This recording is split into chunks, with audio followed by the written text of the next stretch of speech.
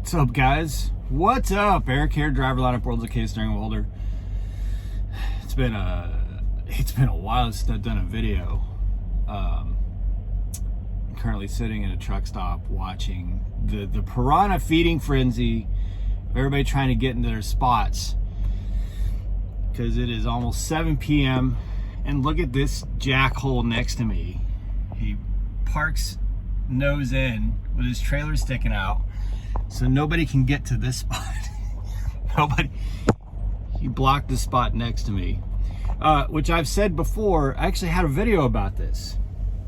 There's good reasons to have to nose your truck in, or want to nose your truck into a spot, but you should never block another spot by doing it. Anyway, so I haven't made a video in a while, and I've probably run busier in the past 2 weeks than I think I ever have solo, ever, since 2019. Like, unbelievably consistently busy. Go, go, go. Sleep, go, shower, sleep, go. It started grinding on me yesterday morning. I had this amazing customer. I had driven like 500 miles or something overnight, and gets his customer, that was like 430, I think. Gets his customer thinking for sure, based on all the reviews and everything, for sure it was in Massachusetts, that it was going to take forever. So we get checked in about an hour early. I get in bed and I'm like, oh, this is great, because I've just been, just hammering every single night, running all night. And they called me like 5 minutes later, and right after I got in bed, called me 5 minutes later, said, hey, we got this dock for you, come on over. So I go to the dock, get all set up, then get back in bed. They call me 25 minutes later, we got your paperwork. I was so tired though, just because I've just been go, go, go, that I was like, okay, I'm in Massachusetts. I am not feeling, trying to run and get another load on Monday during rush hour. So I was going to ask him to push my PTA up. I mean, it was just building up, and I've just been like either pre-planned or getting something off a load choice that I immediately go get. But I did open up load choice, and I was like, I'll just take a look. And if it's not something that works with me being able to take a breather and get a rest, then, then I'm going to have my PTA pushed. I pull up load choice, and there's a Ben & Jerry's ice cream load up in Vermont. A lot of you are familiar with them. That actually paid $2,000 or $2 a mile. It was like $2,000 to go to Sykeston. So, I couldn't say no to that. And I would be able to run up there right then, because it just got me out of the Northeast pretty much unscathed. So I'd be able to run up there, get parked, do my 10, then go pick that up last night, which I did. But it was just, I think I was like I was like 180 miles, so I would barely be able to make it on the clock that I had left. That reefer just kicked on. 180 miles to go up there and get parked up there by Ben & Jerry's. And then went and got it last night and ran all night last night, parked this morning. And I actually had, for once, a lot of time that I could park here. But I got a good 9 hours of sleep, so now I'm thinking I may just go, because I'm gonna go to, after I drop this off, I am definitely gonna, I'm probably gonna do a 34. I need to get some things addressed on the truck. It's my birthday this week, which I don't really celebrate birthdays, but it just kind of coincides with me needing to take care of some things on the truck, and needing to restock up, and just needing to get my clock is like, I'm draining my clock every single night, and it gets replenished, but it's like, it's just, anyway. So I want to go back to not this pay period that we're finishing up right now, this settlement period, but the the settlement period before, I had this crazy, amazing week in Florida. Like, they just never work out this way for me. And this was a first where it was just crazy. So I got this, oh, by the way, that load that I dropped off yesterday morning, that was a unicorn load, man. It paid like $3.10 a mile going from Dole in Springfield up to somewhere in sort of north Massachusetts. So it paid $3.10 a mile. I can't remember whatever the total miles were, but it was like $4,000. Paid $4,000, and it weighed 9,000 pounds.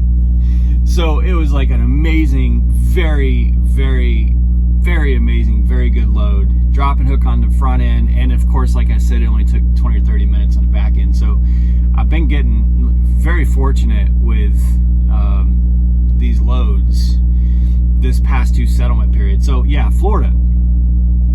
So I take a Mastronardi load out of Detroit, Livonia, down to Miami. It paid $3 a mile, which is, you know, understandable and not surprising going into Florida, especially all the way down south. It was a miserable nightmare customer down there. It was the worst backing situation that I've had in my trucking career. Like, I don't deal with a whole lot of them that intimidate me, but this one definitely intimidated me. It was outrageous that they don't stagger trucks at this place that I took this load to. Because even trucks staggered, like every other door, would still have been a challenge. There was just no room, zero room in front of these docks. And I got lucky that a truck was leaving, so it created a staggered dock. But when they assigned me the door next to him, and I was like, I walked up to the guy on the other side. I'm like, hey, you might want to get out and spot me here. I was like, I'm going to get out and look too, but you may want to spot me here because this is going to take me. I'm going to be very slow with this. I'm not sure how I'm going to pull it off. I had to move tandems back a couple holes. I couldn't put the tandems all the way back because I didn't have any room to maneuver out front. So, you can move the tandems back if you've got a lot of room out front, just to keep minimize the tail swing. But if you don't have a lot of room out front, you can't move anyway, I moved them back a couple holes just to take some of the extreme swing off the back end of the trailer. And right as I started doing this maneuver, the truck on the other side pulled out, and I was like, thank God. Never ever again will I go to that receiver. Not just because it was so intimidating and just creepy trying to get my trailer to the dock, but then for the 4 hours it took, I had to sit right here and I had to get out and help every single truck that was within 2 or 3 from my dock, just to help keep them from hitting other trucks. But anyway, so I get out of there, and on load choice, there's a repower of a load of onions sitting in Auburndale that are going to Aldi's there in Auburndale, which is amazing. It's an amazing Aldi's. It has really bad reviews on Google Maps, but it was amazing. I had a great experience there. But anyway, this trailer was going 12 miles from the Auburndale yard to Aldi's. But because I was down South Florida at 190 miles, I was 190 miles away from the trailer, the pay breakdown actually ended up giving me, because the load paid $2 a mile, or it probably paid more than that, but it paid less. They added my deadhead to the total trip.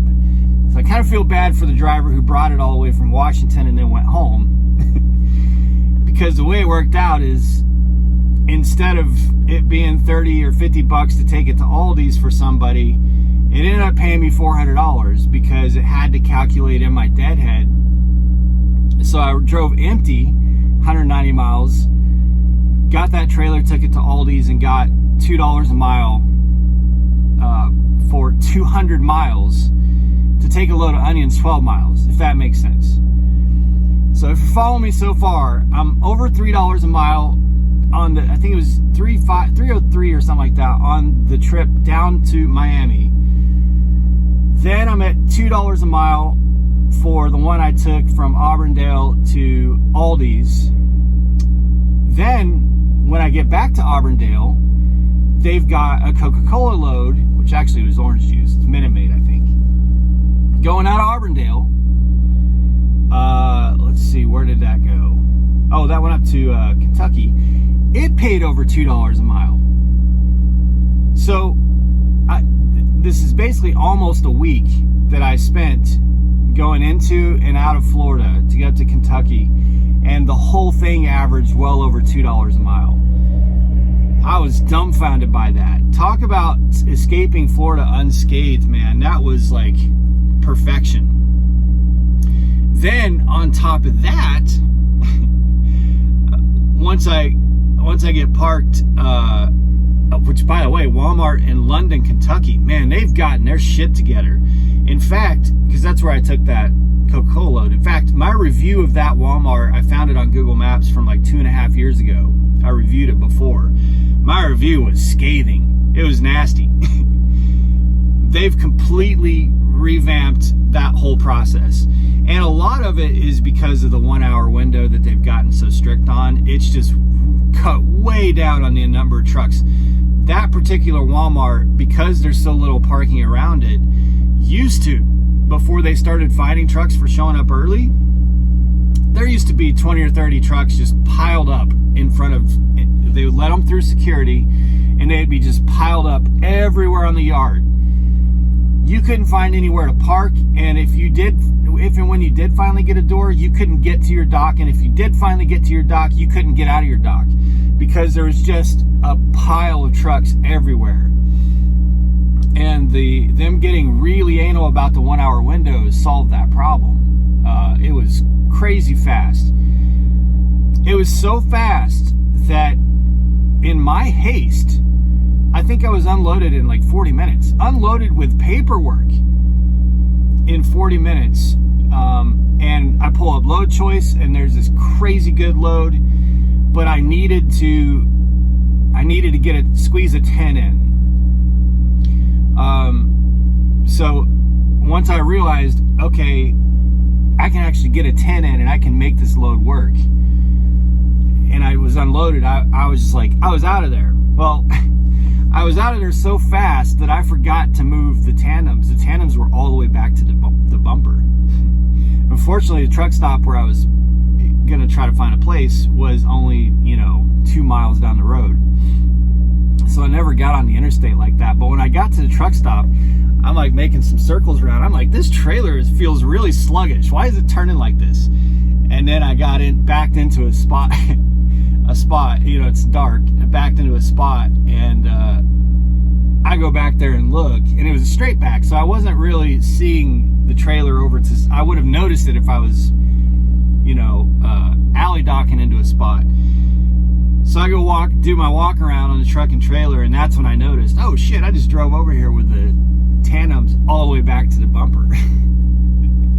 That's how, I was just on it. I was like, okay, I can pull this next load off, but I have to do a 10. And so I get to truck stop, got this load pulled up. This load is, I kid you not, man, I wish, because of the product, I can't show you the bills,